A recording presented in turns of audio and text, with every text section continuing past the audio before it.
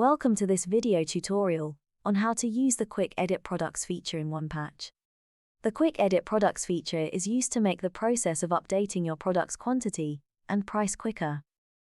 To get to the Quick Edit Products page, go to the menu on the left-hand side of the page and go to Products, then Quick Edit Products. Once the page loads, you will see your products. You can see the integrations that the products are uploaded to, and also the quantity and price. On this page you can see that the quantity and price are in text boxes. This means that you can edit this information from this page, rather than going into the product itself. To change the information, just click on the text box and make your changes. Once changed, the boxes will highlight in red to show that you have edited this information. It will also automatically select this product, as you can see by the tick box.